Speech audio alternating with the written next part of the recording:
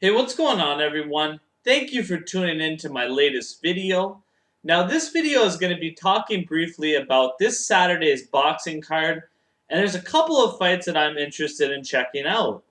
So the first fight that I'll be talking about in this video will be between Adrian Broner and Emmanuel Taylor, and then I'm going to move on to Lucas Matthysse and Roberto Ortiz, which I think can be potentially a fight of the year. First, let me start off with Emmanuel Taylor. Now, when I look at Emmanuel Taylor, his last victory, he had a decision win over Kareem Mayfield, who Kareem Mayfield, if you're not familiar with him, is a pretty good puncher. And Emmanuel Taylor did what he had to do to get the victory in that fight.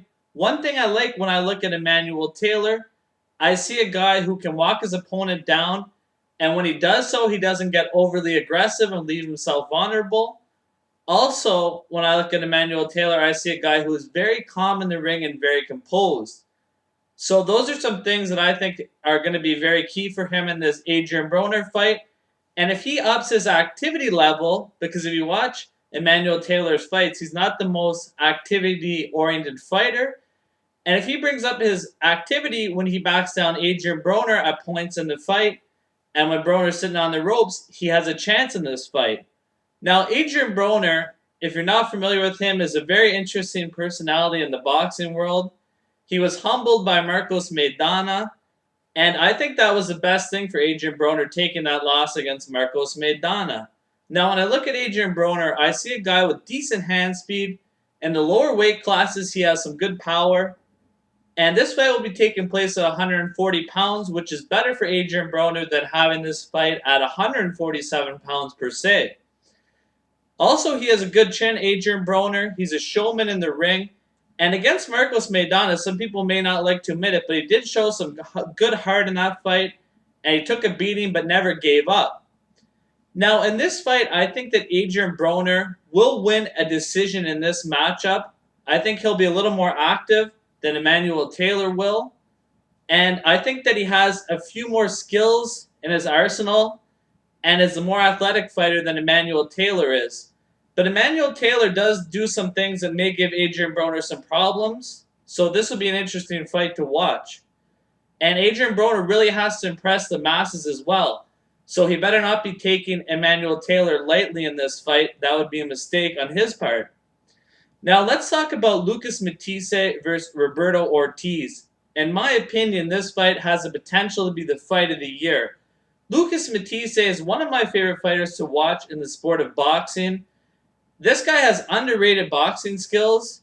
I really love when I watch Lucas Matthysse. His left hook is vicious. His straight right hand is also vicious. And I love the way he works the body and then comes up top.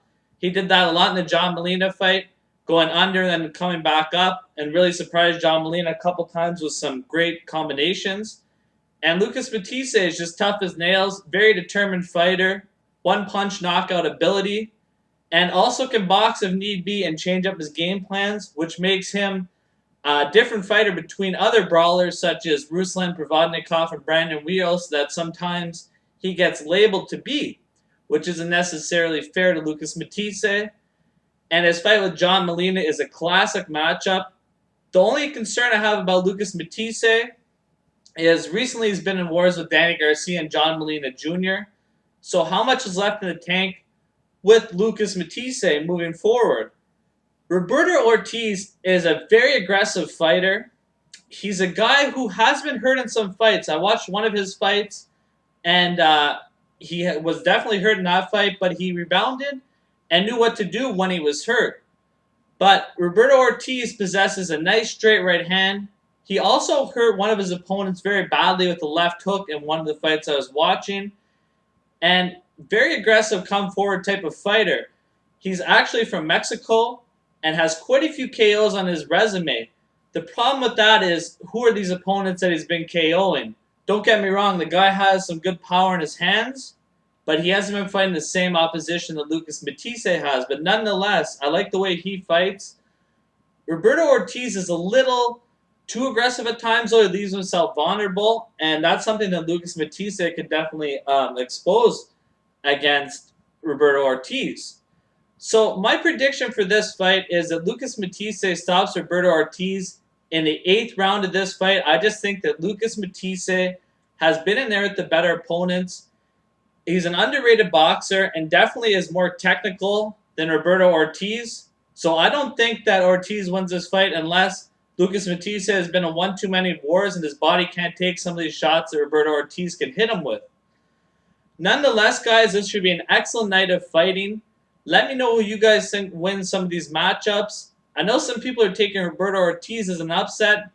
He is a very tough fighter, and this is one fight you don't want to miss. Lucas Matthysse brings it every fight, and by the looks of Roberto Ortiz, from the video I've seen, he also brings it as well. So good night for boxing fans. Thank you very much, everyone.